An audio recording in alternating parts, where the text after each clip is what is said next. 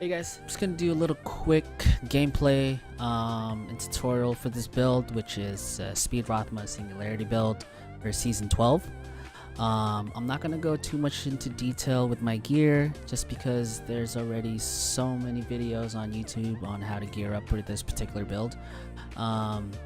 There's two things that I want to go into detail with, which is how to play this build properly. First is an unlock trick. Second is force move.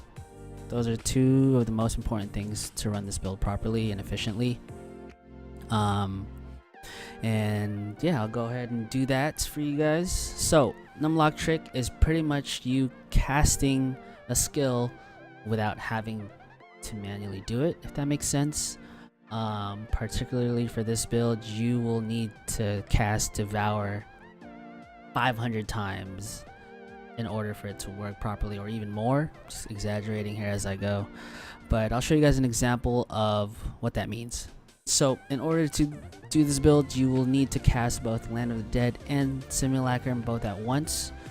Bam, and spam your mages. So the reason why this unlock trick is really important for this build is because your Devour skill is what you need in order to recover your essence. And having to do this manually, having to, manually press and spam 3 every time you're at a rift is just really inconvenient. So the unlock trick is really important for this build. So I'll teach you guys how to do that. It's pretty simple.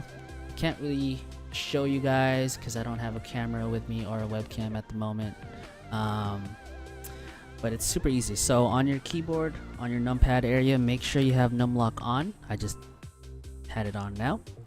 So depending on where your Devour skill is, everyone has a different array of skills on where they place certain skill sets. So you guys will have to do that based upon how you guys do your layout. But my Devour skill is on number 3. So what I do is hold number 3 on the numpad, and then tap on numlock, and then let go on both fingers. There you go. So you can see that it's casting it without me having to press 3 manually. Alright, so this helps a lot. As you can see, I'll show you guys an example. Cast Land of the Dead and Simulacrum both at once. And you can see that I'm constantly spamming my mages. This makes this build viable. Without this, you're just gonna have a hard time running through your rifts, specifically speaking, since this build is a speed build. So now that's covered, the last thing that I want to go with is force move. This is really important. As you can see, if I hold my left click on my mouse,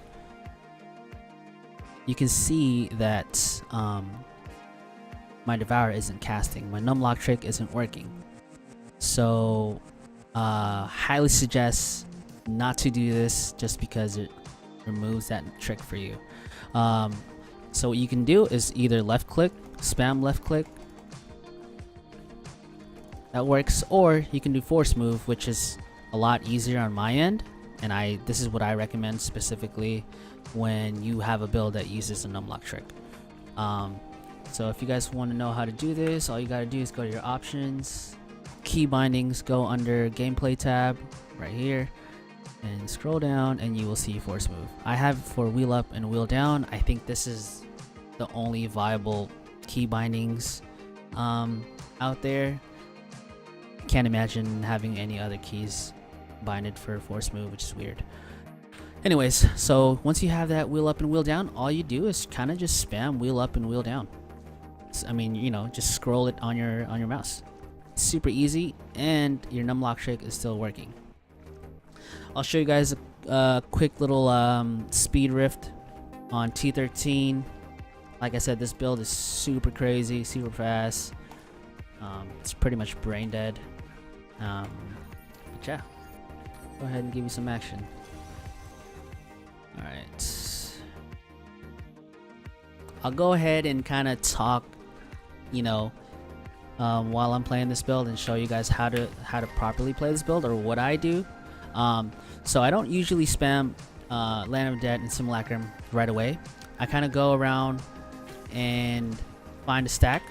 If you find a power pylon and you have your Nemesis bracers on, that will spawn an elite pack, which you can do. Once that's gone, once that's up, you spam both Simulacrum and Land of the Dead and spam your mages. As you can see, it's super quick. And like I said, I'm not going to into depth with this build, but you will have Ingeom on once you kill a stack. So go ahead and just spam away. Main point of this build is to find as many stacks as you can so your Ingeom can reduce the cooldown of all your skills. You can see I'm just teleporting through the map. Go ahead and kill that. Nice, the really good update on this particular season is bone armor. You can cast it without having to stop, so you can kind of cast it whenever you want. Oh, get that. Oh, well. All right, here's another thing. When you have a bunch of stacks and your cooldown is not up, best thing I can kind of note to you guys is to kind of just survive. You can use your bone armor and kind of stun them real quick and get some essence, but you usually just want to survive until both of your skills are up, and then bam, spam it again and they're all dead. And you can see with the Ingeom, every time I kill a stack, my cooldown on my skills are being reduced. And this, blue goblin. This helps for goblins as well, since they're considered an elite or a stack. Plays really well when you see a blue goblin because your cooldown is just goes back to normal. Go ahead and leave that for now. Spam your mages once you have full essence, and move on to the next. Kill that. As you can see, everything is literally dying.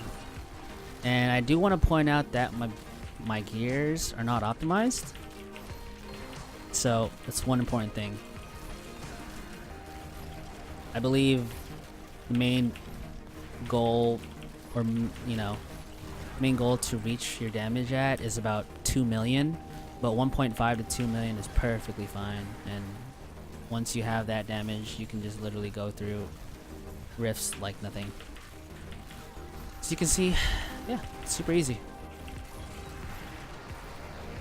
It's super brain dead. Like, I can't even emphasize on how easy this build is.